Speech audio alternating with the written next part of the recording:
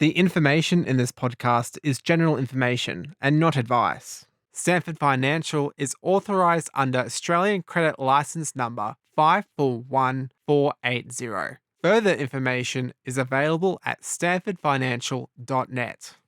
Hello and welcome to On the Couch with Steve, a podcast where we help you navigate the often complex world of buying and selling real estate in Ipswich and the surrounding areas.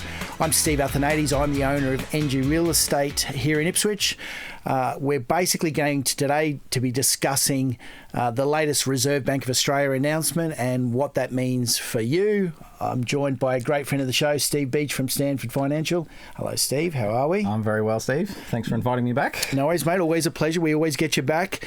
Now, we obviously made some predictions about what was going to happen with rates, and I was wrong. Yes. Oh, I was wrong. You were... I was right. You were right. So we're now even. We're back to even. Yeah, we've had one mistake each. One mistake each. That makes us fair and square. That's definitely right. So I guess out of the announcement, ultimately rates were on pause. So the cash rate still remains at 4.35%. So not, I guess, the greatest of news that rates were put on pause because, you know, everyone's sort of waiting and hoping for this interest rate reduction or cut. Out of the figures that came from the RBA announcement, there were, I guess, a couple of indicators that inflation is slightly on the rise in certain aspects. So inflation from a year-to-year average went from 4.1 to 3.6. So it is still heading down, but they're expecting it to be a little bit lower than that based on their forecast, because the RBA will do a whole heap of forecasts for what's going to happen in the next 6 months, 3 months, 12 months. And if it sort of doesn't fit within their forecast, then they have to make amendments and changes and stuff like that. Well, we're going to have a bit of a discussion about this because all of the, I guess, narrative about interest rates has been that interest rates are going to drop. Of late, and when we say of late, it's probably only really within the last 3 or 4 weeks, maybe, there's been some talk that rates could go up.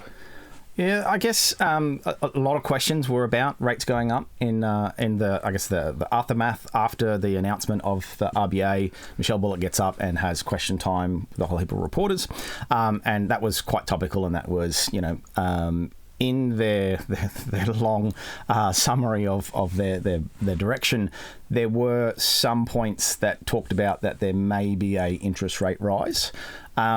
I personally, looking through a lot of the data and everything, I think it might be a slight idle threat. Whereas I think in the last couple of months, everyone's sort of been talking about rate cuts coming. You know, when are they coming? Not if they're coming. Like it was talk of May, and then we were talking August. I think at the end of last year.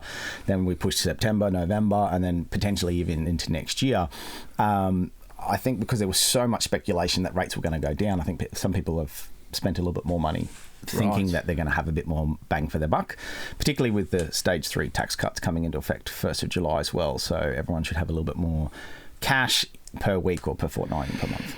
So, okay, so anyone who was at home who had a mild heart attack thinking when they heard that rates might go back up, we don't think that's correct? We think it's unlikely? I think it's very unlikely. I think the Reserve Bank's doing a good job in just holding inflation where it is. There was a lot of speculation about the fact that Australia sits at 4.35% as a cash rate, where every other central bank pretty much in the same sort of, I guess, climate as us is sitting over 5% as their cash rate. So everyone's like, well, should Australia just go straight up to 5%? And so some people were talking about there potentially could be 3 rate rises to get us over 5% to bring inflation down quite quickly.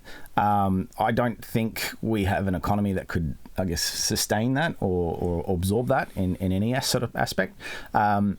Being that we're so heavily reliant on variable rates, as where most of the rest of the first world nations do fixed rate mortgages. So big thing that they're talking about from a population side of things is, you know, roughly 1/3 of Australians rent, 1/3 of Australians actually have mortgages, and then there's 1/3 of Australians that own or retirement, that side of thing. So the ones that own want the rates to be higher because they're earning more money on the interest, they're getting better returns on their super and stuff like that. People who are in the mortgage situation going, I'm hemorrhaging money because my mortgage repayments keep going up and up and up and up. But at the same point, people who are renting, people that own those properties are charging more and more for rent. So rent actually had the highest increase in the over the last year in the last 15 years. So 2008 was the last time rent increased by, I think it was 7.8% for the year on average. And what did it go up this year? So it's 7.8, and previously the highest was 7.6. Wow. So there's a big increase in just the rent side of things, which, so as rates go up, it not only affects mortgage holders, definitely 100%, it's affecting probably renters more than the actual mortgage holders at this point in time. Wow. Well, look, obviously it's not great news for renters, obviously, but that's a real statistic that we're obviously reporting to you here on the Couch with Steve. So stay tuned for more amazing insights as to what's actually happening and how it's going to affect you on a daily basis. Now, you also mentioned stage 3 tax cuts. What does that mean for the average punter? Guess from, there's certain different levels of how much you earn is how much tax you actually are required to pay. So roughly speaking, the first $30,000 you don't get taxed on, but then from $30,000 to $80,000 previously we were being taxed at 19%. That's now dropping down to 16%. So there's a 3% tax cut. So ultimately, if you're on roughly $80,000, sort of 3%, but keeping in mind it's 3% from 30 to 80, not the first lot. So essentially on $50,000, you're going to get an extra sort of $1,500 in your back pocket. Divide that, it's $30 a week. It all adds up little by little. And if you're earning above that, there's slightly lesser marginal tax relief from 80 to 120, then 120 to 150, and then 180 plus. Right. So if you're in the 180 plus, there's a couple of little tax cuts, not as big as what they were anticipating originally, which, to be honest, if you're earning 180 plus, I think it's fine not to get the bigger tax cuts. I think they did quite well in moving the tax relief in that sort of lower end bracket. So what do you think they gave people who make more than 180,000? Why would they get a tax break? I guess the more money that goes into their back pocket means more money to the economy. So it's funny, like the government works on fiscal policy, the RBA works on monetary policy. So there's different avenues of stemming inflation by, I guess, at the same time we don't want to see unemployment rise too rapidly. I know we talk about unemployment, they keep talking about that, the fact that they want it to go up. What we're seeing from an unemployment side of things, unemployment isn't really moving, so it's still staying quite low, in record lows. But what actually is changing, and they're calling it labour hoarding, is the employers are still holding on to their staff because, like through COVID, you couldn't get staff. People were on job seeker and job keeper and everything. Yes. So holding on to staff because you couldn't hire anybody. So what they're doing is putting people from full-time to part-time or casual, or the actual hours worked per capita is actually reduced. So still the same amount of people as being employed, but they're actually working less hours or getting paid less money because they're not working as many hours. So the figures are potentially slightly distorted? Yeah. So, and that's what I guess a lot of the statistics that came out were talking about these sort of factors, and everyone's like, oh, but unemployment's still really low, but the productivity is increased due to working less hours, still maintaining the same amount of productivity. So yes, some of the data that came out, like I think insurance went up 16.6%. For the year. Education's gone up like 6% from an inflation perspective. So rent, inflation, education, and health services all were quite high. But raising the cash rate isn't going to fix any of that. So it's going to make it worse. Why is the RBA going to raise rates to stop us spending money on health and education, which you have to do anyway? So and rent, so lifting rate isn't going to help stem the inflation on any of those sort of aspects. No, and it's obviously going to hurt people really where it hurts, because obviously anyone who's got a family, if you've got kids, you're definitely sending them to school, so you can't avoid that. Obviously you need health protection of some description. Obviously some people just rely on Medicare, but at the end of the day, a lot of people still have private health insurance. And even if you've got private health, if you go and see the doctor, you still have to pay. Not everyone's bulk billing still, so Well, I did see something that they're trying to get more GPs to go back to bulk billing. I don't know how that's going to work. I guess they're going to pay the doctors more money, and in order to try and stem that. So, and that could be a part of the budget as well that comes out, that there may be more per visit to GPs that are going to be paid so they can reduce. So this is all stuff that can reduce cost of living, is the money that we're out paying when we go to the doctors or when we go to send the kids to school. There can be government relief and those sort of things. So that's what Jim Chalmers has been talking about in I guess the announcement of the federal budget, which comes out next week. I guess we're going to have a chat. We'll have a chat about that next week. I'm certain I'll be back in next week to talk about the budget. Stay tuned. On the couch with Steve, we'll talk about the budget. I might have to do a bit more research because it's a lot more in depth.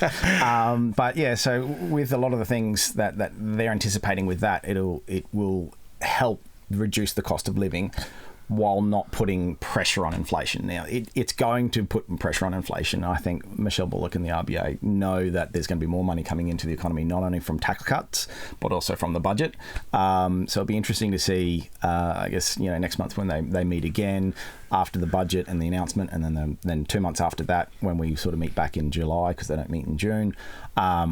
What's going to happen from a cash rate perspective. Right. Okay. Well, we've unpacked a lot. There's a couple of points there that we'll probably clarify in later episodes of On the Couch with Steve. But obviously, some of the positives, whilst costs of living pressures are increasing with increases in insurance and rents and health and education, the good news is interest rates are on hold. Rates are on hold. So, all right. And that's a big thing that we're seeing at the moment is people trying to get out of that rental trap and getting into the marketplace. So it'd be interesting to see in the budget what sort of government incentive schemes they're going to put on for people getting into the housing markets.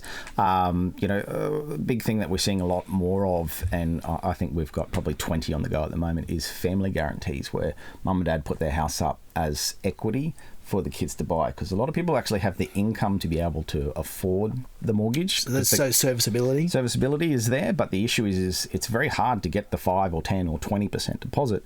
With the family guarantee, the parents are only guaranteeing 20% of deposit of the new house that the kid's buying, so they don't have to pay lender's mortgage insurance. They get the cheaper interest rates, which makes their repayments a lot more affordable. So it's definitely a stepping stone that we talk quite openly with, particularly the younger generation getting into the marketplace, because they're all on pretty good money.